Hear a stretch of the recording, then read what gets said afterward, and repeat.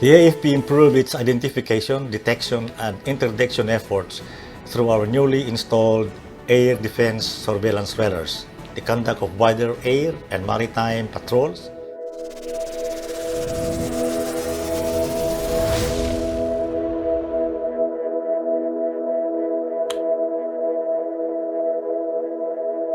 mula sa Security, Justice and Peace Cluster na binubuo ng Department of the Interior and Local Government, Department of Foreign Affairs, Department of National Defense, Department of Justice, Office of the Presidential Advisor on the Peace Process at National Security Council, isang ligtas at mapayapang araw sa ating lahat. Kinagagalak kong iulat ang bunga ng ating pagsisikap para paigtingin ang seguridad, kapayapaan at hustisya sa ating bansa. Sa pangunguna ng Pangulong Rodrigo Roa Duterte, narito ang mga patunay ng patuloy na pagkalinga ng pamahalaan sa ating mga mamamayan. The Philippines continues to pursue an independent and principled foreign policy that serves our national interest, fosters respectful friendships, and facilitates beneficial and meaningful cooperation and partnership with the global community. Defending national sovereignty and protecting territorial integrity is a paramount priority of this administration. President Duterte's bilateral and multilateral engagement with other countries and cooperative mechanisms amongst claimant countries has significantly lowered the tension and has greatly helped in managing the issues in the West Philippine Sea. We have actively pushed for the effective implementation of the 2002 Declaration on the Conduct of Parties in the South China Sea. We are likewise pursuing the early conclusion of an effective and substantive code of conduct in the South China Sea by all the claimant states. We continue to engage them in confidence-building measures to improve the living conditions of our people in the West Philippine Sea. We are upgrading existing facilities in the 9 islands that comprise the municipality of Kalayaan, particularly the island of Pag-asa.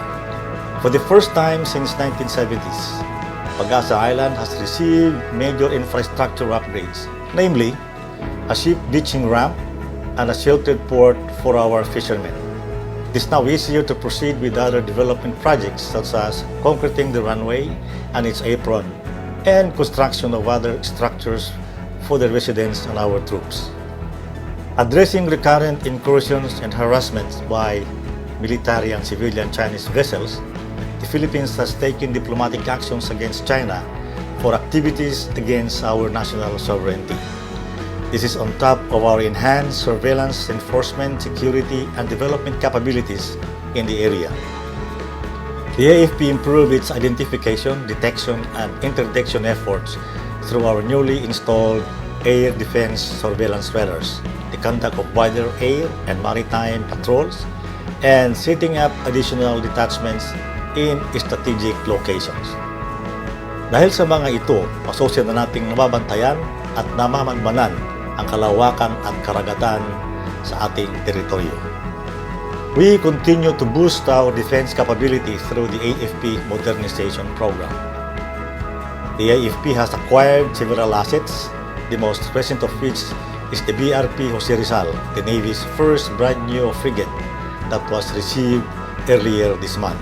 Combat support aircraft are also due for delivery this year to the Philippine Air Force. Meanwhile, the President ordered us to defer termination of the Visiting Forces Agreement with the United States. This allows our armed forces to continue engaging the U.S. forces in joint military exercises. We strengthened our maritime security cooperation with neighboring nations such as Indonesia and Malaysia to secure our shared borders. We also agreed with Indonesia and Palau to advance common interest in managing and preserving marine resources in the exclusive economic zones of the 3 countries. We have also launched marine explorations to protect the biodiversity of our waters. In the Philippine Rise, the government funded an all-Filipino marine science research expedition to coordinate marine science research initiatives and related activities. Moreover, Consultations were held by the National Coast Watch Council and the National Task Force on the West Philippine Sea to update our national marine policy. Bilang pagkilala sa mahalagang ambag ng mga overseas Filipinos sa ating bansa, prioridad ng pamahalaan ang pagtataguyod ng kanilang kapakanan. Upang matiyak ang agarang serbisyo saan man sila naroroon, nagdagdag ng 6 na embahada at konsulado ang Department of Foreign Affairs sa iba't ibang panig ng daigdig. Pinalakas natin ang pananaig ng batas sa ating bansa. Napanatili ng ating kapulisan ang kapayapaan at kaligtasan ng ating mga pamayanan. Bumaba ang bilang ng krimen, napabilis ang pagresolba sa mga ito, at napaigting ang kampanya laban sa illegal na droga. The overall national crime incidence has decreased in the first 6 months of 2020 by 51%. Bunga naman ng mga reforma sa Department of Justice, bumilis ang pagresolba ng kaso sa piskalya at ang pagsasampa ng mga ito sa korte. Dahil sa pinalakas na prosekusyon, nabawasan ang mga kasong nadidismiss at dumami ang nalilitis at nahahatulan. Sa pagdami ng ating abogado, napalawig ang pagbibigay ng libreng payo at serbisyong legal sa ating mga mamamayan. This allows a sense of equity and fairness as those who have less in life are assured of quick and impartial justice, boosting our people's confidence in our judicial system. Bilang pangangalaga at pagsulong sa karapatang pantao, inihabla natin ang mga organisasyong konektado sa terorista at komunistang grupong CPP-NPA.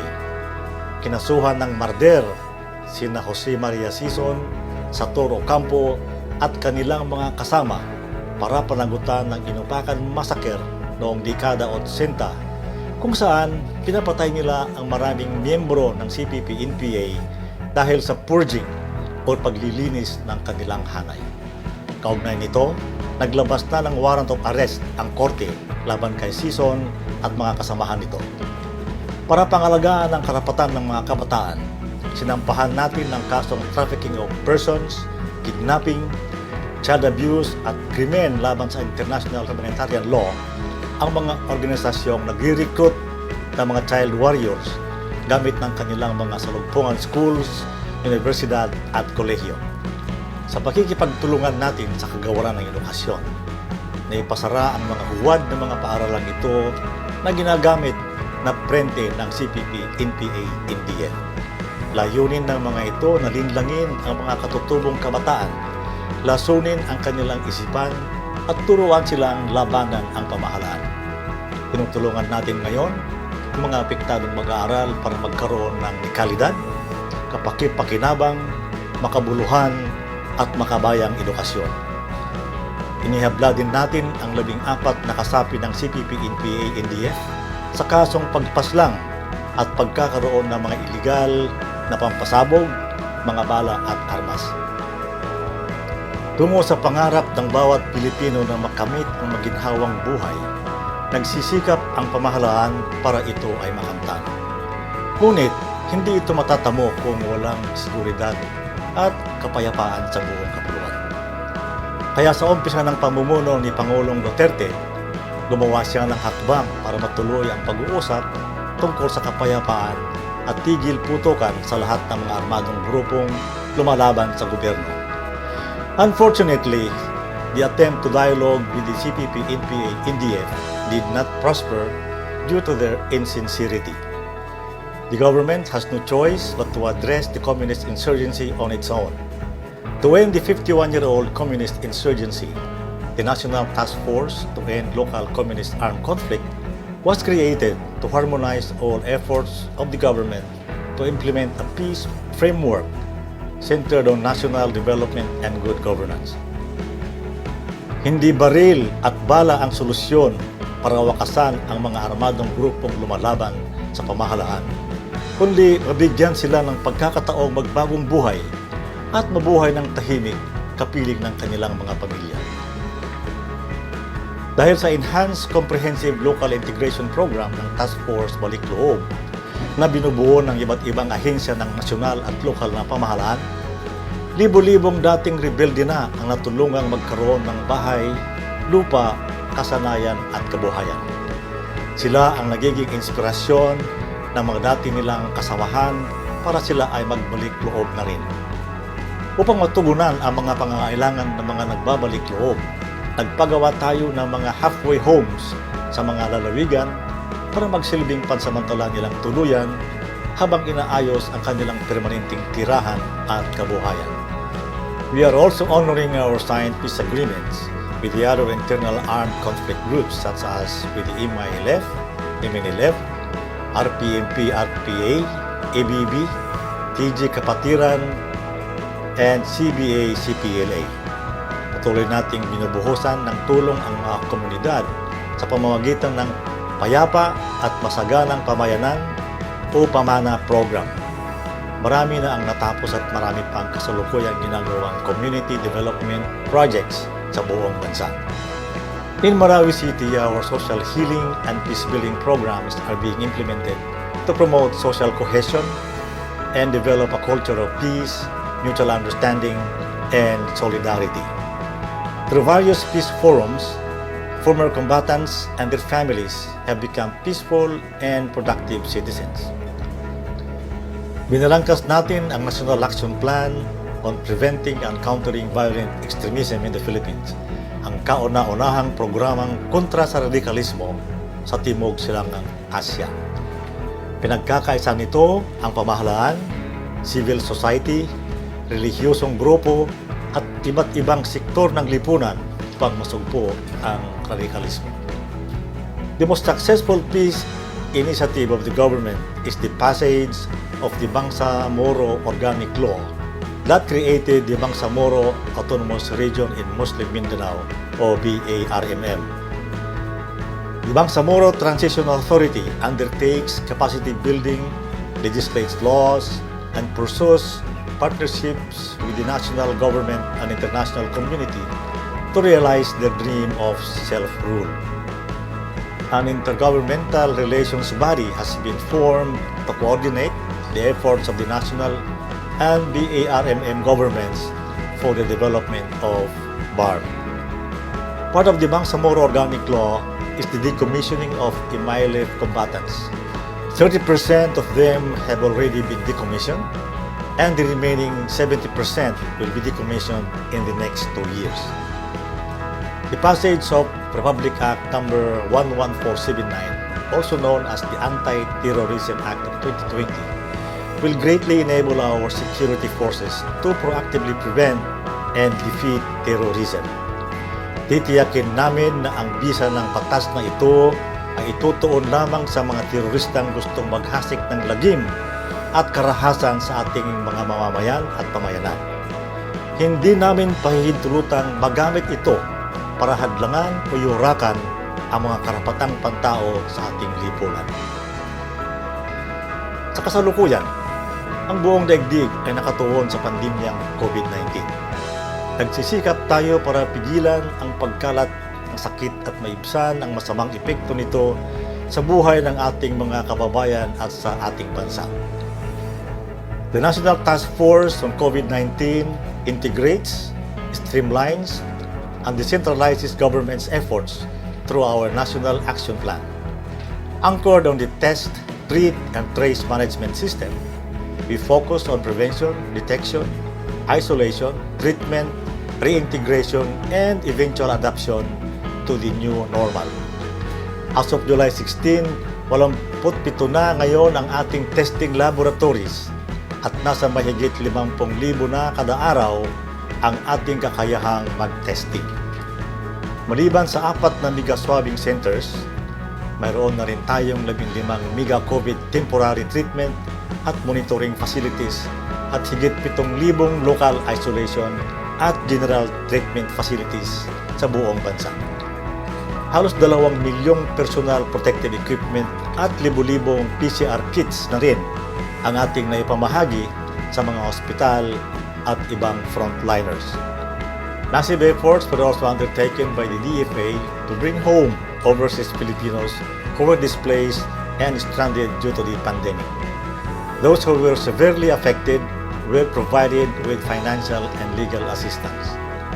Ang Philippine Air Force at Philippine Navy ay nagamit sa paghakot ng mga medical supplies mula sa ibang bansa. Nagamit din ng Philippine Air Force, Philippine Navy at Philippine Coast Guard sa paghatid ng mga dumadating na mga overseas Filipinos at locally stranded individuals sa kanilang lalawigan. Ang Philippine Army naman ay nagbigay ng libreng sakay sa Metro Manila. Nitong ika-18 ng Hulyo, mahigit 72,000 overseas Filipinos na ang ating ligtas na naihatid sa kanilang mga probinsya. Bilang pagsunod sa atas ng Korte Suprema, pinalaya ng Department of Justice ang libo-libong mga bilanggong matagal nang nakapiit, subalit hindi pa nahahatulan. Pinabilis din ang paggawad ng parole para sa pansamantala o ganap na paglaya ng mga bilanggong dapat tumanggap nito. Habang nilalabanan natin ang pandemya, bumuhos naman ang donasyon at suporta mula sa lokal na pribadong sektor. Patunay na buhay ang diwa ng bayanihan sa ating bayan. Sa ngalan ng ating mahal na Pangulo at ng buong National Task Force on COVID-19, maraming salamat po sa mga nagbigay ng tulong. Upang magtagumpay tayo laban sa COVID-19, ang kailangan natin ngayon higit kailanman ay disiplina, kooperasyon at pakikisa sa pamahalaan at sa isa't isa. Ang sabi nga ng ating mahal na Pangulo, walang iwanan, we recover and heal as one. Pasalamatan din natin ang ating mga sundalo at mga pulis na nasa front lines, yung mga nagbabantay ng mga checkpoints at nagpapatupad ng quarantine rules sa mga barangay. Kasama na rito ang mga military doctors at nurses na nasa mga COVID hospitals. Araw-araw nilang sinusuong ang kanilang mga sarili sa panganib para pagsilbihan ang bayan. Sa ngalan ng buong Security, Justice and Peace Cluster na pinangungunahan ni na Secretary Teodoro Locsin Jr., Secretary Eduardo Año, Secretary Carlito Galvez Jr., Secretary Minardo Guevara, Secretary Hermogenes Esperon Jr., at ang inyong lingkod, Secretary Delphine Lorenzana, kami pong lahat ay lubos na nagpapasalamat sa inyong patuloy na suporta. Maraming salamat at mabuhay ang sambayanang Pilipino.